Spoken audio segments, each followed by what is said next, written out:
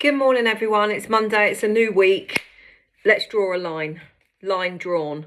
I know lots of people last week had anxiety. Many of us were adjusting to new routine, children at home, or how will I be? How will I live? What if I get it? Will I die? What if relatives will die? Oh my God, it's like bubbling, isn't it? It's absolutely bubbling. And sometimes food keeps you safe. And that's your go-to. You expect the food to make you feel better. And actually for a short time it does. And if you've done that, do you know what? Forgive yourself. It's okay. We move forward. It's Monday. So from today, we're going to start to do some work because obviously I've got more time. So gosh, you're going to dread this bit. So watch yourself speak. That's my first point, okay? It undermines all of your efforts, all of your energy, all of your hard work to get slim. So when you say, I hate dieting, I'm bored of products, I'm bored of doing this, any of that stuff undermines what you're trying to do. It's not when you say, I hate my job, I hate my job, I hate my job. The reality is, of course, you're going to hate your job. You're constantly telling yourself. So we need a clear intention to succeed. Okay. But the process of change is really, really uncomfortable. So we've got to work and try and make you feel secure and comfortable, because change at the moment, there's so much change, and this is more change. And when we feel too uncomfortable, we go back to our safe space, and our safe space is a gin and tonic or a packet of crisps or a packet of biscuits. Okay, so we're going to work on some of those mental blockages.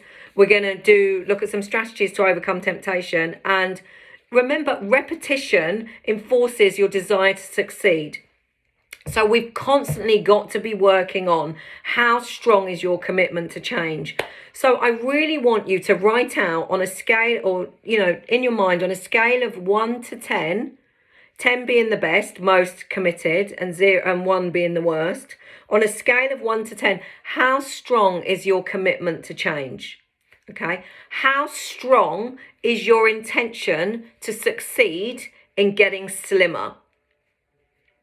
And that's a really big question, because if we lack enthusiasm, then that's a whole different ball game. And then you need a lot of one-to-one calls with me to find a way to get that enthusiasm or your intention to succeed at a 7 or above.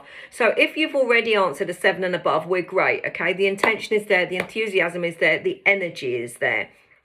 Then we want to speak to ourselves as if we're already doing it. Okay, so I am intermittent fasting. Never mind, I've been crap and I haven't managed to pull it back since South Africa, because last week I went into how will I live, I'll be homeless and my daughter will be out of school. But that's all my stuff. That's all primal fears. So this week, that stuff has all gone in the F-it bucket. And what I'm working on is I am intermittent fasting. I am on plan. So the subconscious can only access the present. It can't ever access the future. Subconscious doesn't exist in the future. So speak about it as if we are already there. I am eating less. I am eating my products. I am drinking my water. Okay, all of that stuff. And then we want to do some goal setting. So SMART goals are really important. I'm going to send a document. Unless it's specific, measured, okay, achievable, it's not going to work. If you want to lose a stone this week, I'm afraid I can't work in miracles. So that's unlikely to happen. But when we work on SMART goals, they're very, very easy. And we need a specific SMART goal to work on at this point, okay? Then goal setting is about turning the goal into a big, bright vision of how you want your life to be. So if you can't even see it, if you can't even see yourself in the skinny jeans, or if you can't see yourself off medication, or if you can't see yourself with a baby, it just becomes cloudy. It's like it's just becomes generalized thinking again. So we have to literally hold the vision in the subconscious right at the front of our brains. Big, bright, see yourself. How do you feel? What do you hear when you walk into a room in that little black dress? What are people saying to you? What are you saying to yourself? What things are you hearing?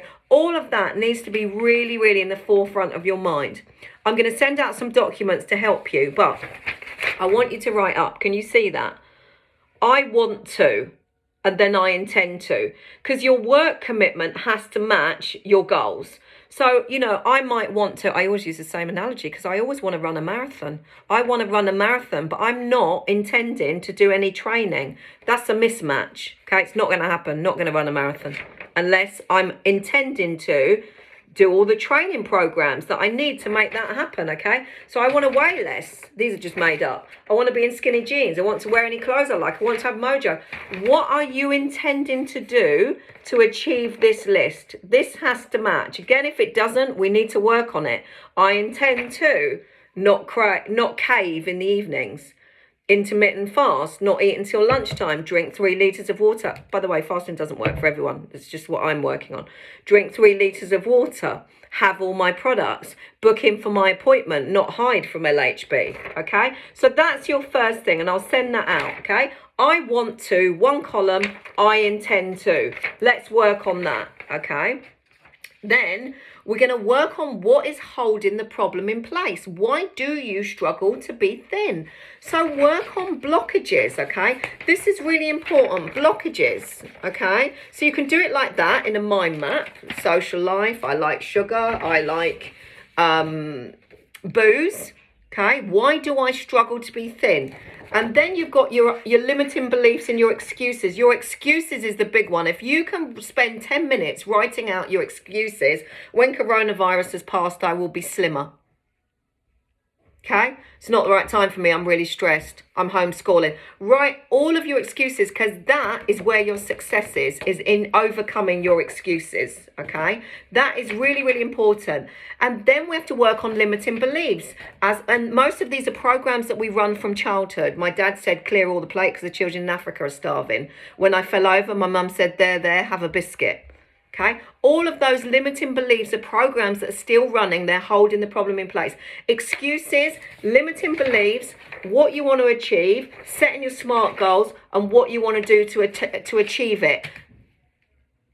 I've got no time. I'm homeschooling. I've got no time. You've got plenty of time. Make the time for the things that are important. Now we're coming into a new week, okay? Let's get some self-care going. I'm with you all, and I'm going to update this every day, and I want to see some results, and I want to see some pieces of paper that have been filled in, okay? You say you want to be slim. I say this is what you need to do it. You do the work. I'll help you. How about that?